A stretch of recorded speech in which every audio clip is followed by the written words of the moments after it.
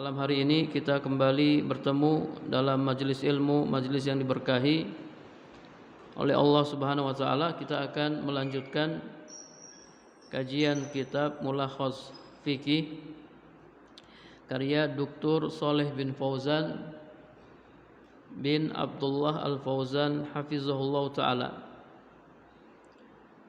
Pada kesempatan ini kita akan membahas tentang siwak dan khisalul fitrah.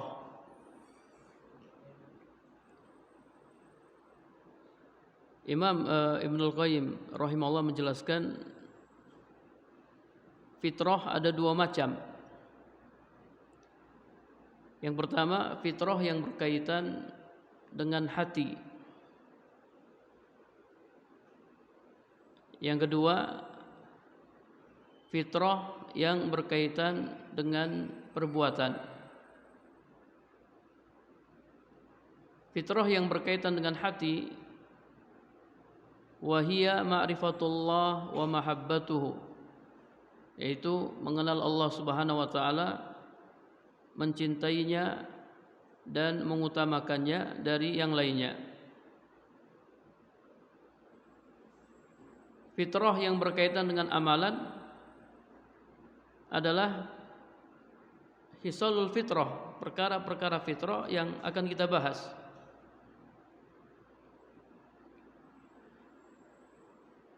Fitrah yang pertama itu mensucikan ruh dan hati, sementara fitrah yang kedua yang akan kita bahas membersihkan badan.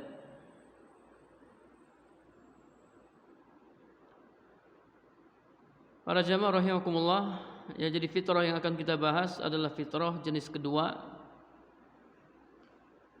Itu fitrah yang berkaitan dengan amalan. Ini adalah tradisi yang biasa dilakukan. Para ulama menjelaskan sesungguhnya fitrah ini termasuk tradisi yang biasa dilakukan oleh para nabi. Tidak diragukan lagi, tradisi-tradisi ini ada yang hukumnya wajib dan ada yang hukumnya sunnah. Nanti kita akan jelaskan. Tradisi-tradisi ini dipilih oleh para nabi sallallahu alaihi wasallam dan telah disepakati oleh semua syariat. Jadi seolah-olah ini adalah perkara tabiat di mana manusia diciptakan di atasnya. Taib, ada 3 hadis yang akan dibawakan oleh penulis terkait pembahasan ini. Hadis yang pertama, hadis riwayat Aisyah radhiyallahu anha, bahwasanya Nabi sallallahu alaihi wasallam bersabda, "As-siwaku matharatun lil fam maradatun lirabb." Rawahu Ahmad wa ghairuhu. Kata Nabi sallallahu alaihi wasallam, bersiwak itu bisa membersihkan mulut dan mendatangkan ridha Allah Subhanahu wa taala. Hadis riwayat Ahmad dan yang lainnya. Ini hadis yang pertama. Hadis yang kedua, hadis riwayat Bukhari dan Muslim dari Abu Hurairah radhiyallahu anhu, ia berkata Rasulullah sallallahu alaihi wasallam bersabda, "Al-fitratu khamsun." Fitrah itu ada 5. Yang pertama al-khitan. Khitan, ya, disunat. Yang kedua al-istihdad, mencukur bulu kemaluan. Yang ketiga wa qassus syaribi, memotong kumis. Yang keempat wa natful ibti, mencabut bulu ketiak. Dan yang kelima wa taklimul azfar, memotong kuku. Hadis muttafaqun alaih.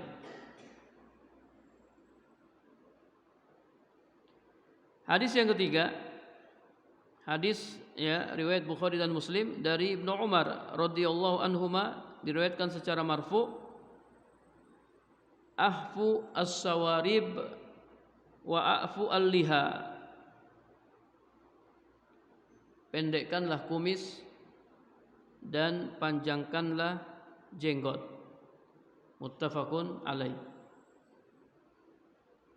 Ini 3 hadis yang akan kita bahas mengenai tema ini.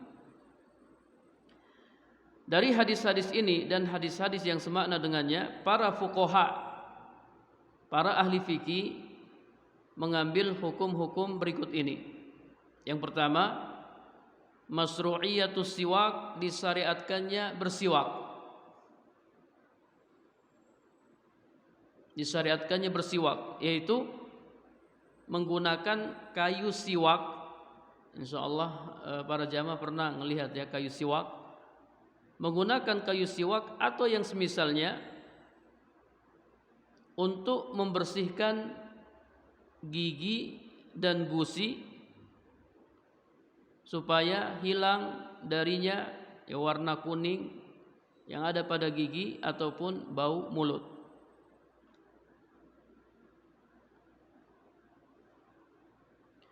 Waqad warada annahu min sunanil mursalin, dan disebutkan dalam riwayat-riwayat yang lain bahwasanya bersiwak ini termasuk sunnahnya para rasul.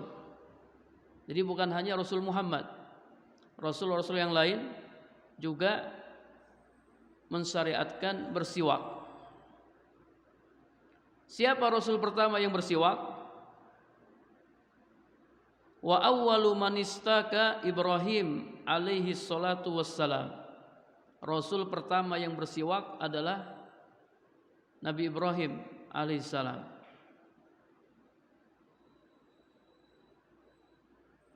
Kemudian Rasul kita, Rasul Muhammad sallallahu alaihi wasallam, menerangkan bahwasanya bersiwak itu bisa membersihkan mulut dan bisa mendatangkan ridho Allah Subhanahu wa taala.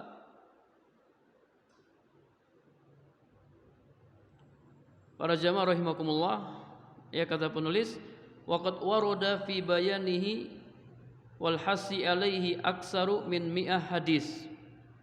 Ada 100 lebih hadis.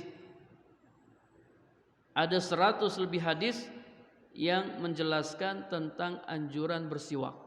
Insyaallah 100 lebih hadis yang menjelaskan tentang anjuran bersiwak. Jadi bukan hanya 1-2 hadis, ada 100 lebih hadis yang menjelaskan tentang anjuran untuk bersiwak. Dan ini menunjukkan bahwasanya bersiwak itu sunnah muakkadah, sunnah yang sangat ditekankan. Walahu fawaidun azimatun, dan bersiwak itu mempunyai faedah-faedah yang besar. Nah, di antara faedahnya, faedah yang paling agung adalah apa yang disebutkan oleh Nabi sallallahu alaihi wasallam dalam hadis ini, bahwasanya siwak itu bisa membersihkan mulut dan mendatangkan ridho Allah Subhanahu wa taala.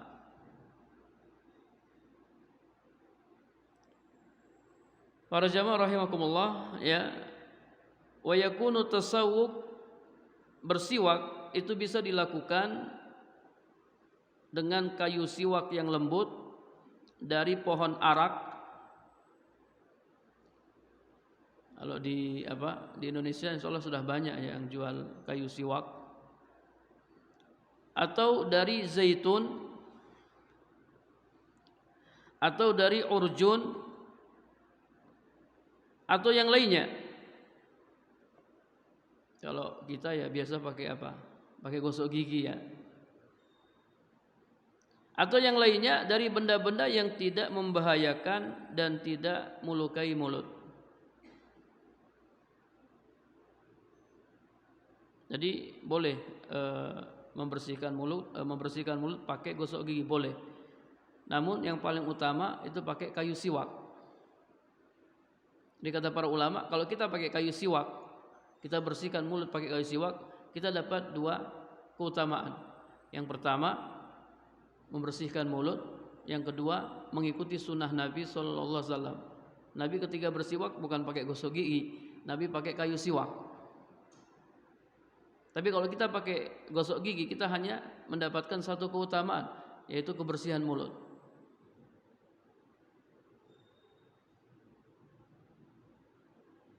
Ya lebih bagus lagi pakai dua-duanya. Iya, karena kayu siwak itu praktis, bisa dibawa kemana-mana. Kalau kita bawa gosok gigi, bawa pasta gigi, taruh di saku ya agak repot mungkin ya. Tapi kalau kita bawa kayu siwak, taruh di saku, tidak terlalu merepotkan, bisa dibawa kemana-mana. Dan siwak disunahkan fi jami'il awqat, di setiap waktu. Ya, mau di pagi hari, di siang hari, di sore hari, di malam hari. Siwak disunahkan fi jami'il awqat, di seluruh waktu. Hatta lisa'im fi jami'il yaum, bahkan orang yang berpuasa boleh bersiwak. Menurut pendapat yang roji, orang yang berpuasa boleh bersiwak. Siwak tidak membatalkan puasa. Yang membatalkan puasa itu kalau kita bersiwak atau kalau kita gosok gigi kemudian pasta giginya masuk, nah itu batal puasanya. Atau kita kumur-kumur kemudian ada air yang masuk, batal puasanya. Kalau hanya sekedar berkumur-kumur seperti ketika kita wudu, waktu puasa kan kita tetap berkumur-kumur karena kita diharuskan untuk berwudu. Berkumur-kumur enggak apa-apa. Memasukkan air ke dalam mulut, kemudian kita gerak-gerakkan air, dan juga istinsak, memasukkan air ke dalam hidung. Ini juga enggak apa-apa. Boleh, hanya saja Nabi sallallahu alaihi wasallam bersabda, "Wa balik fil istinsak illa an takuna shaima."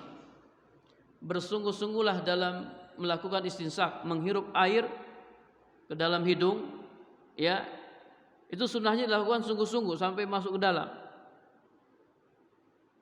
Kecuali kamu sedang berpuasa. Kalau sedang berpuasa jangan sungguh-sungguh, karena dikhawatirkan nanti airnya masuk.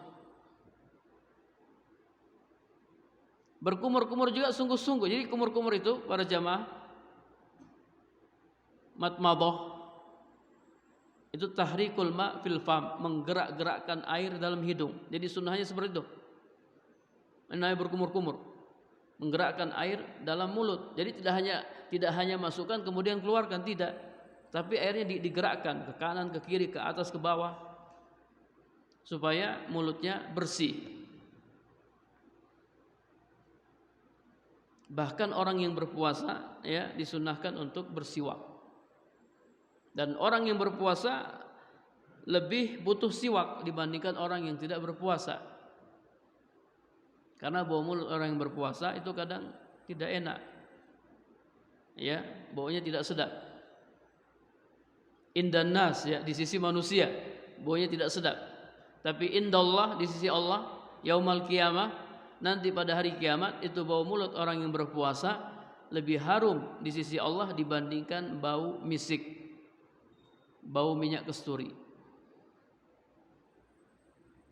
Kalau di dunia baunya enggak sedap, tapi nanti di akhirat itu akan berubah menjadi bau yang sangat harum, bau yang sangat wangi. Taib, jadi siwak disunahkan di setiap waktu, hanya saja siwak sangat ditekankan pada waktu-waktu berikut ini. Pada waktu-waktu yang khusus. Yang pertama, siwak sangat ditekankan indal wudu, ketika hendak berwudu atau ketika berwudu. Nabi SAW bersabda, "Laula an asukko ala ummati la amartuhum bisiwak inda kulli wudu'in." Seandainya aku tidak memberatkan umatku, niscaya aku akan perintahkan mereka untuk bersiwak di setiap kali wudu. Para jamaah rahimakumullah, kira-kira berat enggak bersiwak? Setiap wudu bersiwak, berat enggak? Ah, berat nggak setiap wudu siwak, sholat subuh siwak, nanti sholat zuhur siwak lagi? Insya Allah enggak. Kata Nabi, kalau seandainya tidak memberatkan umatku, saya akan perintahkan mereka untuk bersiwak setiap kali wudu. Mungkin sebagian orang enggak berat, tapi bagi sebagian yang lainnya berat, makanya tidak wajib bersiwak ketika wudu, tidak wajib, sunnah. Namun bukan sunnah biasa, ini sunnah muakkadah, sunnah yang sangat ditekankan.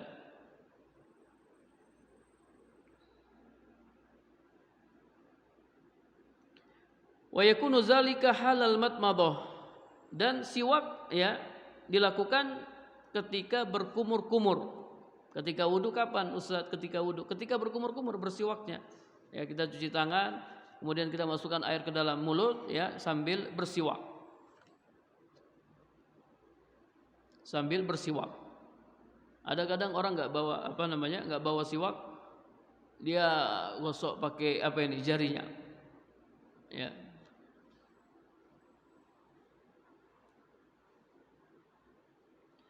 Kemudian yang kedua, ditekankan untuk bersiwak indas sholati, ketika hendak sholat. Ketika hendak sholat, baik sholat wajib maupun sholat sunnah. Ingat, ketika hendak sholat. Jadi sebelum sholat kita bersiwak. Bukan sudah sholat terus bersiwak ya, tak boleh. Ya, sudah Allahu Akbar ambil siwak, bersiwak, tidak boleh. Ketika hendak sholat sebelum takbir.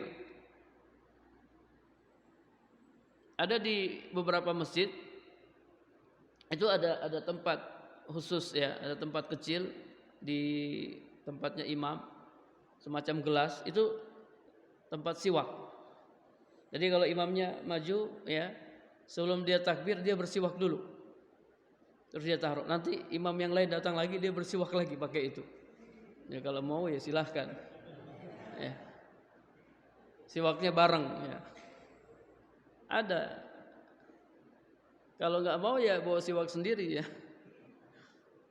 Jangan pakai siwak bareng. Kalau siwaknya istri nggak apa-apa ya. Siwaknya suami nggak apa-apa. Ini siwaknya orang lain ya. Apalagi masa corona ya, ini kita harus hati-hati. Ketika hendak sholat, baik sholat wajib maupun sholat sunnah, li'annana ma'murun inda taqarrubi ilallah an nakuna fi hali kamalin wa nazafatin izharon li syarafil ibadah. Karena kita diperintahkan ketika mendekatkan diri kepada Allah, kita dalam keadaan sempurna dan bersih. Sebelum menghadap Allah, bersihkan mulut dulu. Sebelum menghadap Allah, bersihkan mulut dulu. Salat ini ibadah yang sangat agung. Sebelum melaksanakannya harus bersih. Semuanya bersih. Kita sudah wudu, anggota tubuh kita bersih. Kemudian mulut juga bersih. Mau menghadap Allah Subhanahu wa taala. Jangan sampai mulutnya masih bau bawang ya. Bawang merah, bawang putih. Makruh hukumnya. Kita sholat kemudian mulut kita bau bawang, hukumnya makruh. Kalau bau bawang aja nggak boleh, apalagi bau rokok ya. Bersihkan dulu mulutnya. Karena yang keganggu itu orang yang ada di samping kita. Kalau mulut kita bau, ya bukan hanya kita yang keganggu, orang lain juga keganggu. Malaikat juga keganggu. Iya, disebutkan dalam hadis malaikat terganggu dengan bau bawang, bau-bau yang tidak sedap. Yang ketiga, ditekankan untuk bersiwak juga ketika bangun dari tidur, baik tidur di malam hari maupun tidur di siang hari. Nabi SAW apabila bangun di malam hari, yasusu fahu bisiwak, beliau bersiwak.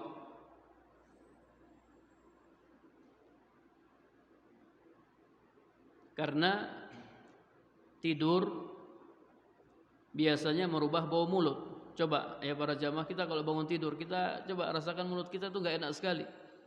Jadi tidur itu merubah bau mulut. Maka ya bersiwak dalam keadaan ini, ya bangun dari tidur itu bisa membersihkan mulut dari bau-bau yang tidak sedap. Yang keberapa? Yang keempat, ditekankan untuk bersiwak ketika bau mulut berubah disebabkan makan atau minum. Kemudian ditekankan untuk bersiwak inda qiraati Quran, ketika hendak membaca Al-Quran. Sebelum baca Al-Quran, bersihkan dulu mulut. Ini kita mau baca firman Allah. Kemudian disunahkan untuk bersiwak atau ditekankan untuk bersiwak ketika masuk rumah. Ketika masuk rumah. Aisyah radhiyallahu anha pernah ditanya, apa yang pertama kali dilakukan oleh Nabi sallallahu alaihi wasallam ketika masuk rumah? Kata Aisyah, yabda bisiwak. Yang pertama kali beliau lakukan adalah bersiwak. Kita kalau pertama kali masuk rumah, kita apa yang kita lakukan?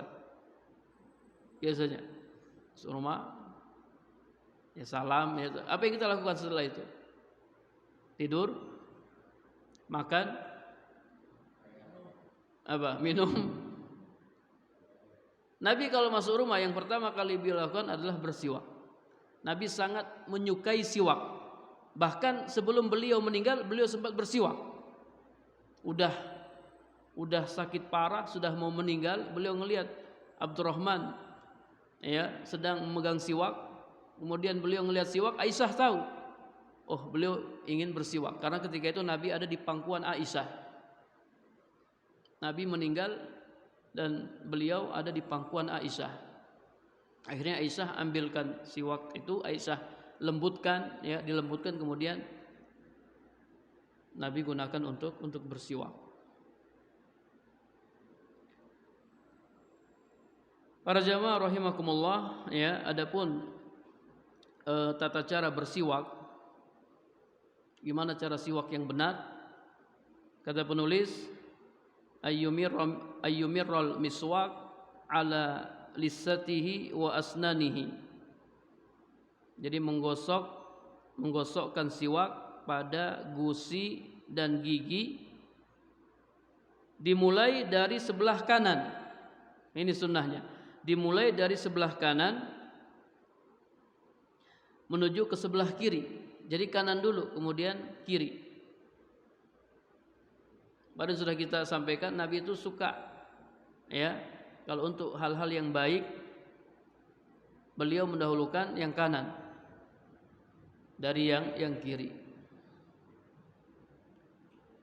Wa yumsikul miswak biyadihi al-yusra, dan memegang siwak dengan tangan kiri. Memegang siwak dengan tangan kiri. Tentang memegang siwak, ini yang paling utama pakai tangan kanan atau tangan kiri. Ada khilaf di kalangan para ulama, itu ada 3 pendapat.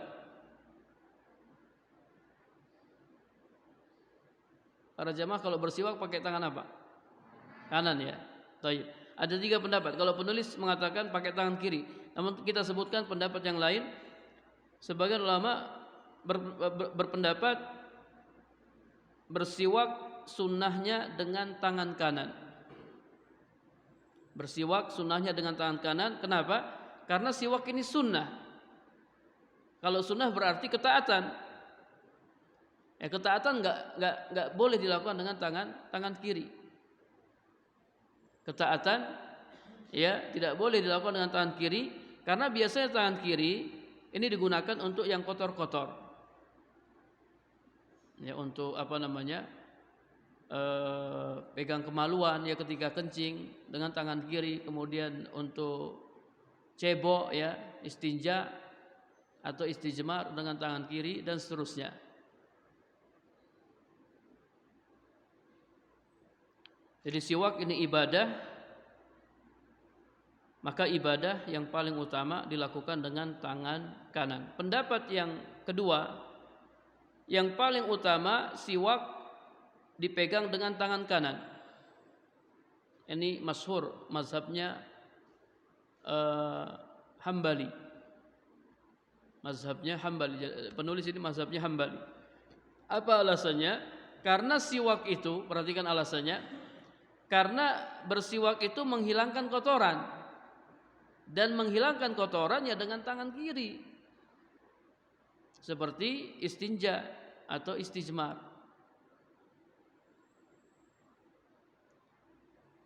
Pendapat yang ketiga, bitafsil, dirinci. Kalau seseorang bersiwak untuk membersihkan mulut, ya misalnya dia bangun dari tidur, atau untuk menghilangkan kotoran yang ada di mulutnya karena baru selesai makan, maka dilakukan dengan tangan kiri. Namun kalau bersiwak itu untuk mendapatkan pahala sunnah, maka dilakukan dengan tangan kanan. Seperti orang yang bersiwak sebelum sholat atau ketika hendak berwudu. Ini kan untuk apa? Untuk mendapatkan pahala sunnah. Maka dilakukan dengan tangan kanan. Tapi kalau untuk membersihkan mulut, maka dilakukan dengan tangan kiri. Jadi siwak itu kan satu, ya untuk membersihkan mulut, untuk mengikuti sunnah Nabi. Misalnya kita tadi sholat maghrib, jarak sholat maghrib dan sholat isya kan jaraknya dekat. Tadi sebelum sholat maghrib kita sudah bersiwak. Nah, ketika hendak sholat isya, bersiwak lagi. Mulutnya masih bersih, tapi ya sunnahnya bersiwak lagi. Karena kata Nabi, setiap hendak sholat, ini bersiwak tujuannya untuk mendapatkan pahala sunnah. Maka dengan tangan kanan. Mulutnya masih bersih. Apalagi dia tidak pulang di rumah, dia duduk di masjid, baca Al-Quran, menunggu waktu sholat, itu kan mulutnya masih bersih. Tapi ketika hendak sholat isya, sunnahnya bersiwak lagi. Ya intinya masalah ini masalah yang wasiun, ya masalah yang luas. Kita boleh memilih mana saja yang menurut kita mudah bagi kita. Taib. Selesai ya pembahasan tentang siwak. Kemudian kita lanjutkan pembahasan khisalul fitrah, perkara fitrah.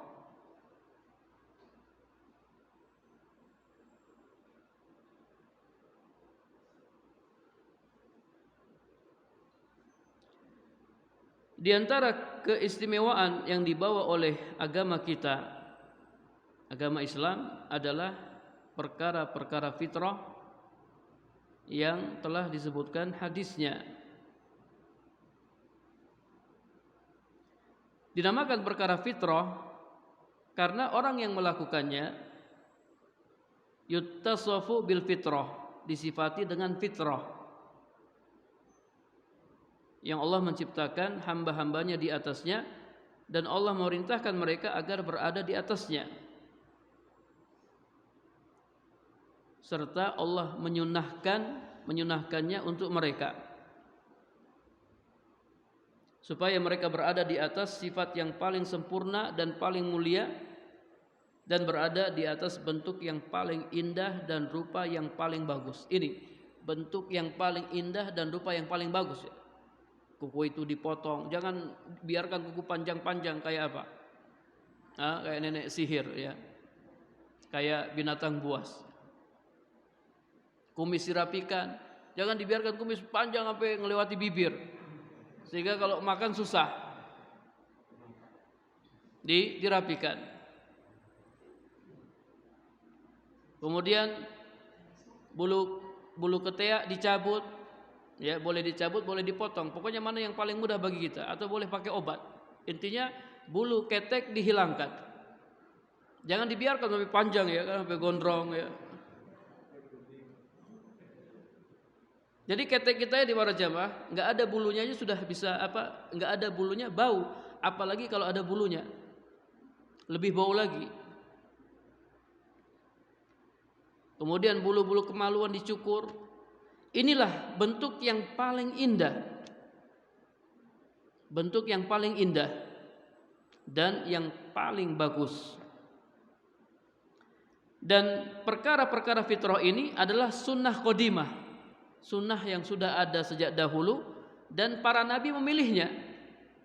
Bukan hanya Nabi Muhammad sallallahu alaihi wasallam, para nabi memilihnya dan syariat atau semua syariat menyepakatinya. Kita akan bahas satu-satu ya perkara-perkara fitrah ini. Yang pertama al-istihdad. Al-istihdad yaitu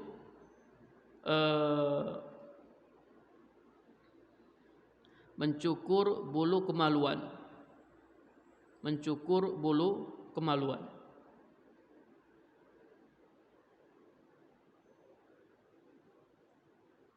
Dengan menghilangkan bulu kemaluan akan mendatangkan keindahan dan kebersihan. Dan ini disunahkan bagi laki-laki dan perempuan. Laki-laki ya disunahkan untuk mencukur bulu kemaluan, perempuan juga disunahkan untuk mencukur bulu kemaluan.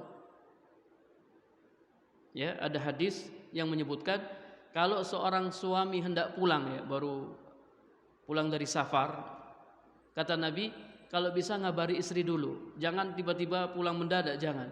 Kabari istri dulu, apalagi zaman sekarang kan udah muda, kita ya istri dulu. Biasa manggil istri apa? Yang ini ayah mau pulang misalnya. Ngabari dulu, supaya apa? Supaya istri bisa bersiap-siap. Ya, dalam hadis disebutkan supaya istri bisa mencukur bulu kemaluannya, dia bisa dandan dulu untuk suaminya. Ini suaminya baru pulang dari safar, dia sambut suaminya dengan apa? Dengan penampilan yang indah, yang bersih, yang rapi. Masya Allah, suaminya senang sekali kalau udah capek-capek terus disambut istri dengan penampilan yang indah. Jangan suami udah capek-capek istrinya nyambut berantakan, bau bawang, bau kompor ya. Nanti suaminya bisa safar lagi ya, karena balik lagi lah safar lagi. Iya. Jadi perempuan disunnahkan untuk mencukur bulu kemaluan, dan para ulama juga menjelaskan mencukur bulu kemaluan bisa dilakukan dengan sendiri ya, kita sendiri yang mencukurnya, atau dengan bantuan. Kalau suami istri boleh, suami boleh mencukur kemaluan istrinya, dan istri boleh mencukur kemaluan suaminya, boleh, karena suami istri nggak ada aurat ya, artinya bisa melihat seluruh aurat pasangannya. Adapun minta tolong sama tukang cukur nggak boleh ya, nggak boleh minta tolong sama tukang cukur.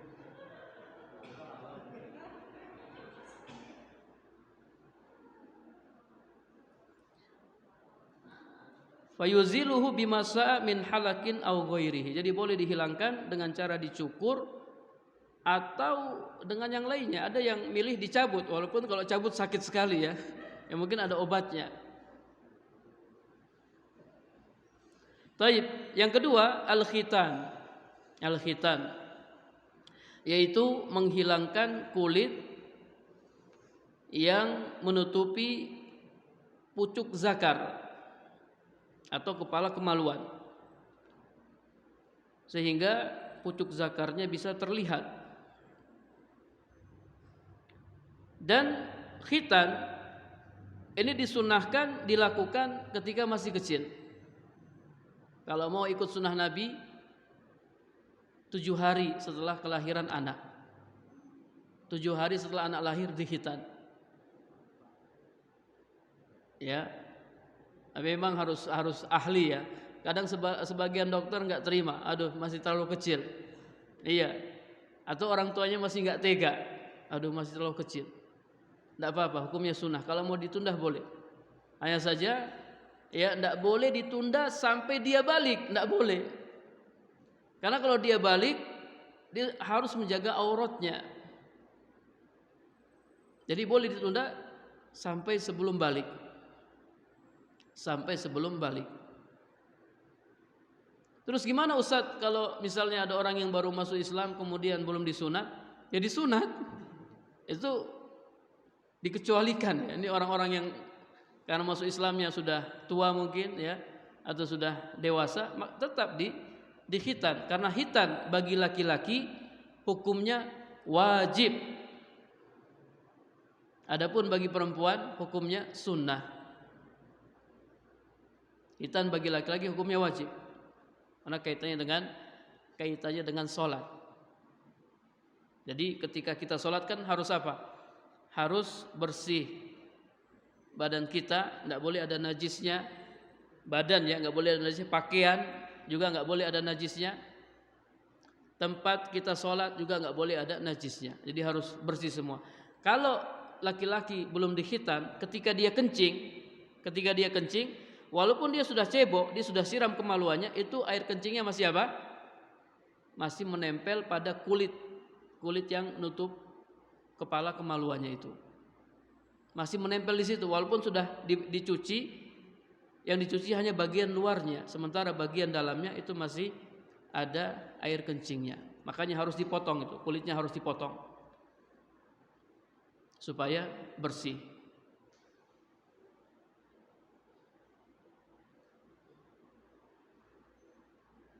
Ada cerita para jamaah ya. Ada orang yang baru masuk Islam, sudah dewasa, sudah tua. Cuman ya orang yang mengislamkan ini mungkin dia kurang bijak ya. Jadi setelah masuk Islam, ini orang-orang baru masuk Islam langsung disuruh sunat. Ayo ke rumah sakit, dipotong itu ya maluanmu. Ya orang baru masuk Islam, terus disuruh potong kemaluannya. Akhirnya saya tidak jadi masuk Islam katanya. Saya tidak berani, tidak jadi masuk Islam. Akhirnya ini yang mengislamkan, kalau kau tidak masuk Islam berarti kau telah keluar dari Islam, kau murtad, berarti kau dibunuh. Ya, orang murtad harus dibunuh.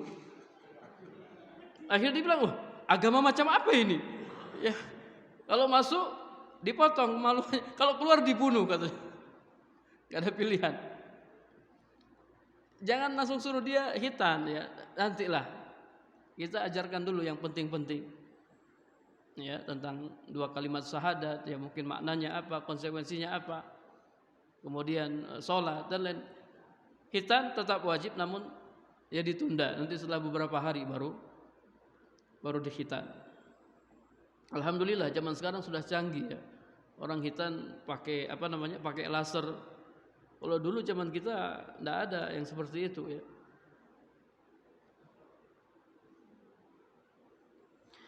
Yang ketiga, memotong kumis dan memendekkannya.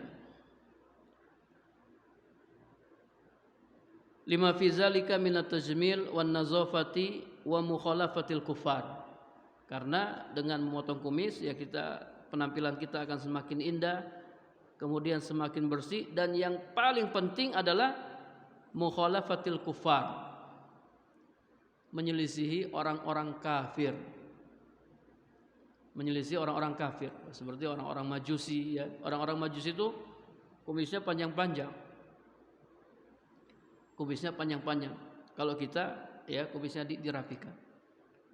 Para jamaah rahimakumullah, adapun kumis, apakah kumis itu dipendekkan atau dipotong habis?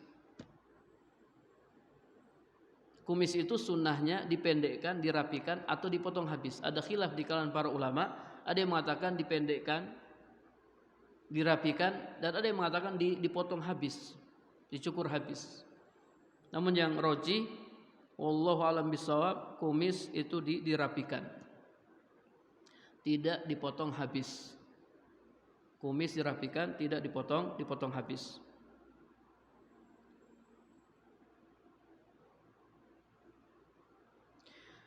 Waqad waradat al-ahadits fil hasi ala qassihi wa ihfa'ihi wa ifa'il lihyati wa irsaliha wa ikramiha. Dan telah diriwayatkan beberapa hadis yang memerintahkan untuk memotong kumis ya atau memendekkannya dan memanjangkan jenggot. Ya, rapikanlah kumis dan panjangkanlah jenggot. Kata penulis, waqad akasa katsirun minan nas al-amr. Sekarang perkaranya jadi terbalik. Banyak orang yang memanjangkan kumis dan mencukur jenggotnya.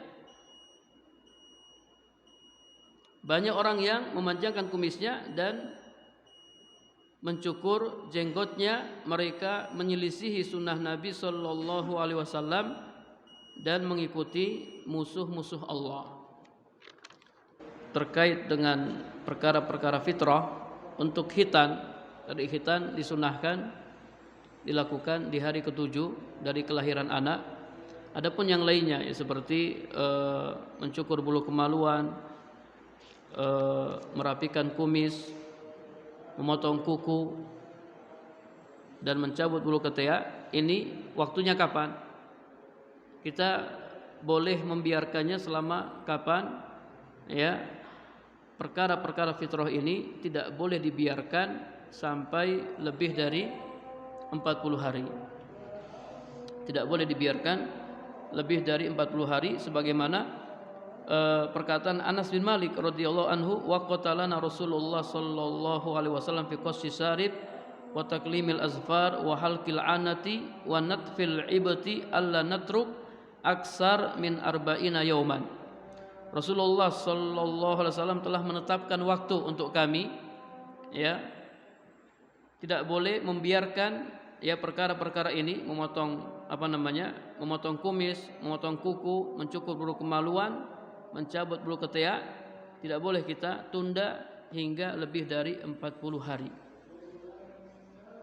Kalau kita biarkan lebih dari 40 hari, misalnya kita biarkan bulu kemaluan kita lebih dari 40 hari, maka berdosa. Ya. Atau bulu ketiak kita dibiarkan lebih dari 40 hari. Ya, jadi tidak boleh dibiarkan lebih dari 40 hari. Wallahu a'lam bishawab. Baik. Kita cukupkan dengan doa kafaratul majlis. Subhanakallahumma wa bihamdika asyhadu an la ilaha illa anta astaghfiruka wa atubu ilaik. Assalamualaikum warahmatullahi wabarakatuh.